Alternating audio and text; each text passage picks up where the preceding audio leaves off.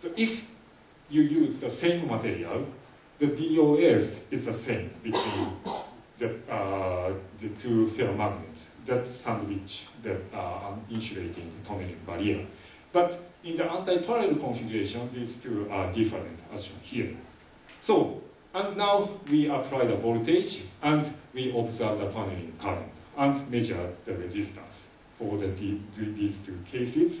So, and so there's one thing we need to assume.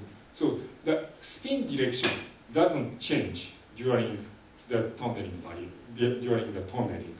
Then, and you know that the tunneling electron can be, so the conduction electron can be located around the Fermi surface.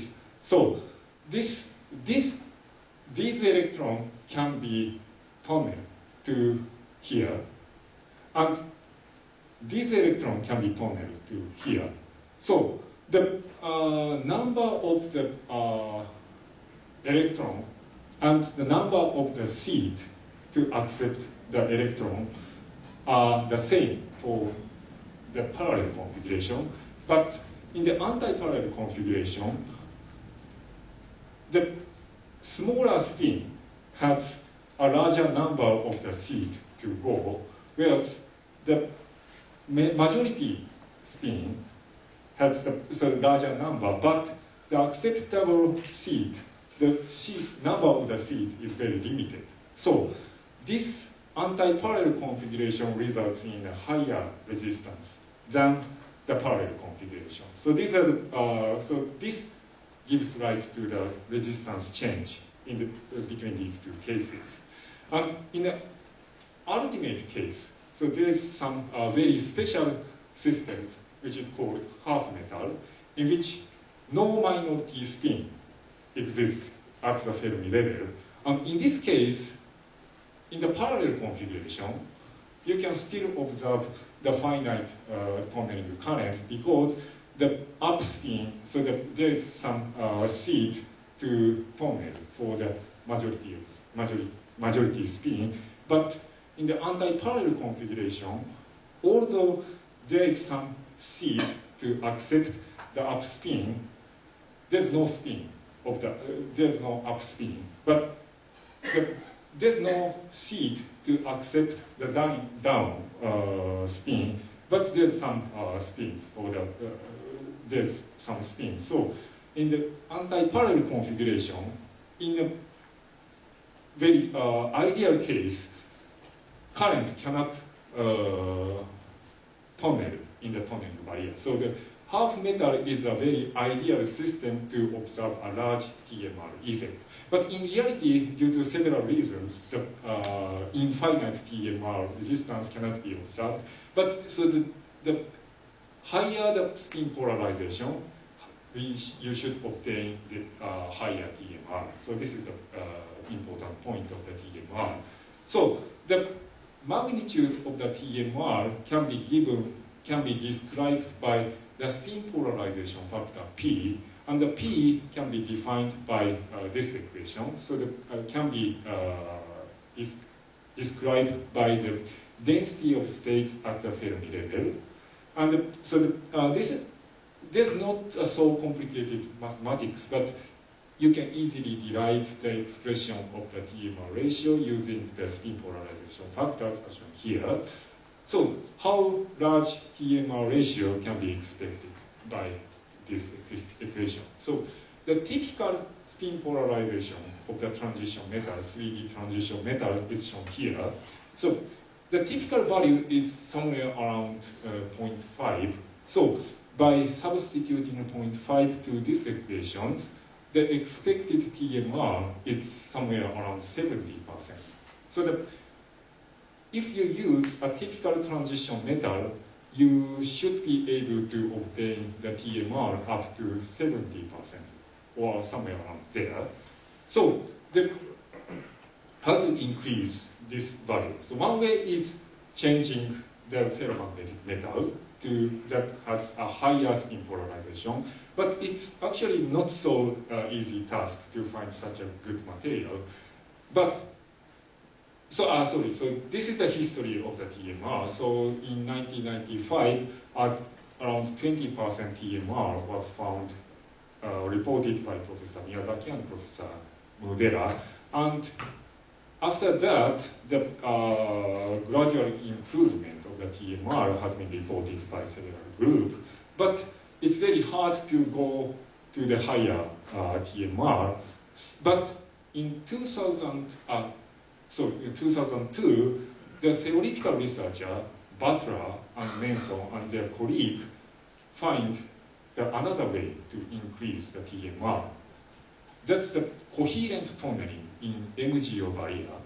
So this is a bit complicated, but this is the band structure of the iron, yes, probably, yes, iron atoms.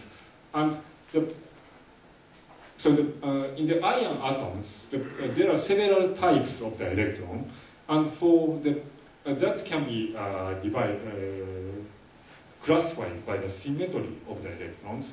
And there's one type of the electrons which has the delta-1 symmetry.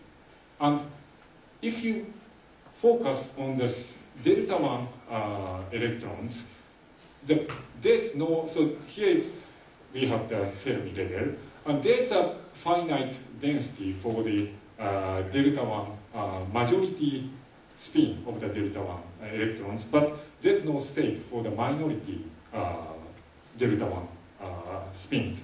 So if you only look at the delta-1 electrons, the delta-1 electron is nothing but the half metal. Then, if you calculate the tunneling probability for delta-1, delta-5, and delta-2 symmetry electrons, so this is the probability density, which is almost the same with the tunneling probability, and this is the thickness, so the atomic layers. So you can see that the delta-5 and delta-2 decays much faster than the delta-1 electrons. So this means that the delta-1 electron can tunnel the MGO barriers much more efficiently than the other electrons. So the delta-1 electron is something like the half metal, and only the delta-1 electron can tunnel. So a very, very high half metal-like tunneling is expected for the MGO barrier. And this prediction was indeed demonstrated by Stuart Parkin and Shinji Yuasa and their colleague in 2004. So these two papers are published in Nature Materials, and so if you look at the page, this paper was published from 862 to 867, and this paper is published on the page from 868 to 871. So this is a continuous paper. So these two groups independently observe the very high TMR. So I think that it's somewhere around 200%. Okay. So after the discovery, theoretical prediction, and the experimental demonstration of the high TMR ratio in the MGO systems, the very high TMR was reported by several groups, including the group from Tohoku University. And last year, so before 2023, the 604% TMR was the world record, but last year, this record was updated by, again, a Japanese team from the Tsukuba NIST group. So they observed 631% TMR in the MGO systems. So this was done by a very, very fine tuning of the the cobalt ion, MGO cobalt ion MTJs, and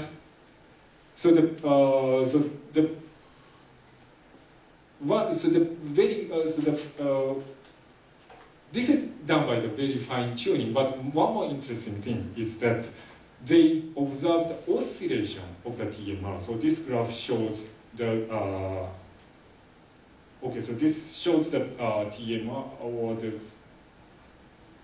okay, sorry. So this shows the TMR as a function, the thickness of the MGO. So they observe oscillation of the TMR as a function of the MGO thickness.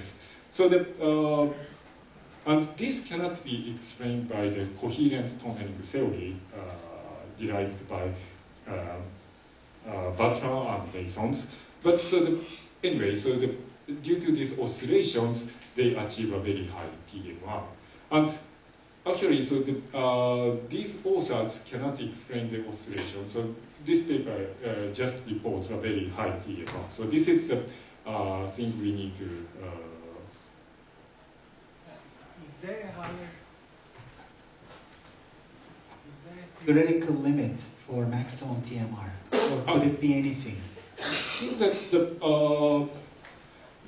As far as I know, there's no theoretical limit, but considering the scattering in the MGO, so as I mentioned, the TMR theory is based on the assumption that the spin direction doesn't change in the MGO barrier, but in reality it should change. So there's some theoretical limit, but no strict theoretical limit is there. So I think so. Okay, so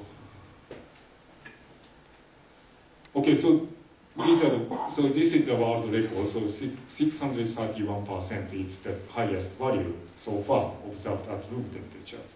And so in low temperature, much higher TMR has been observed beyond 1,000%. So let me shortly summarize this second part. Okay, so the transverse effect and longitudinal effect allows to detect the magnetization electrically. And the Hall effect, so there are several types of the Hall effect. Ordinary Hall effect, which can be described by the relativistic electromagnetics or the Lorentz force. And the anomalous Hall effect can be explained by the relativistic quantum mechanics or the spin-orbit interaction. And this mechanism also gives rise to the spin-Hall effect, which I will explain later. And regarding the magnetoresistive effect, the AMR, GMR, and the TMR can be used to detect the magnetization electrically. And the AMR can be described by SD scattering. GMR, TMR can be described by considering the spin-dependent scattering or tunneling. Okay, and the giant TMR in MGO MTJ can be obtained by coherent tunneling. Okay, so now, okay, so this is the end of the second section. So, okay. So currently we are under the assumption that so Butler proposed that the TMR will increase with the MGO thickness. So, but if you consider a production line and let's say there is MGO thickness uniformity, then we are assuming that the TMR will just slightly go up or down. Okay. If the oscillation is true. I think that actually I'm not so familiar with the TMR, but in a very pure theoretical point of view, there should be no thickness dependence. But in reality, in the experimental point of view, we observe that TMR, larger TMR can be obtained by thicker MGO barrier. And in my understanding, that is due to the more quality of the MGO barriers. The thinner MGO has a less worse crystallinity. So that's probably why the higher TMR is observed in the thicker MGO barrier. I think if I remember correctly, at Butler's review paper, he talks about thickness dependence of TMR. So for I think later he this one? No, in Butler's review paper, he talks about some kind of linear increase. Yes. Yeah. So my question is, very thin. Yeah, thin they have low TMR, thicker MGO has higher TMR. I think later he wrote a review paper, 10, 15 pages long. Yeah, you are correct, but I am not sure theoretical explanation for the decrease of the TMR with decreasing the MgO thickness. So, sorry, I don't know about it. So my question is actually if this is true, then when we make wafer, if there is some variation in the TMR, then we are going from very high TMR to low TMR. Yes, probably. I think so. Thank you. Anyway, so please give her microphone.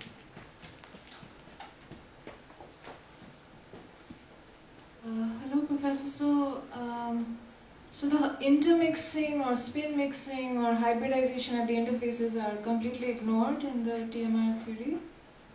So in today's my lecture, Yeah. I do not consider the intermixing. So you mentioned about the intermixing of at around the interface. Yes, so like spin up, according to this theory, spin up always scatters into spin up bands, and spin down.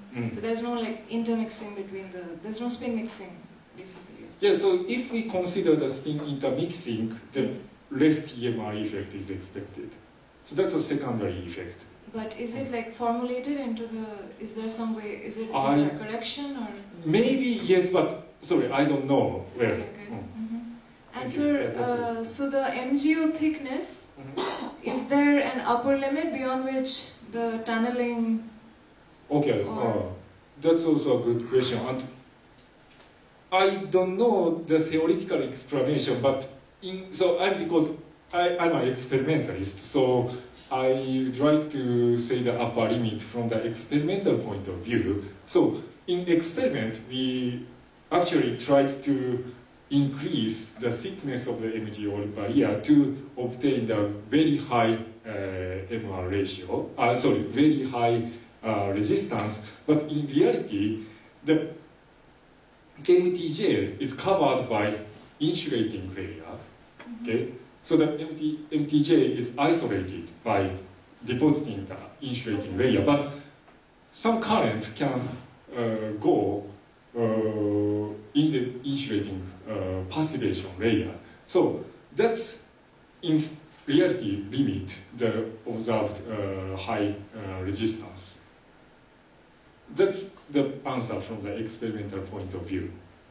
Do you understand the point? Okay. I don't know the theoretical limit of the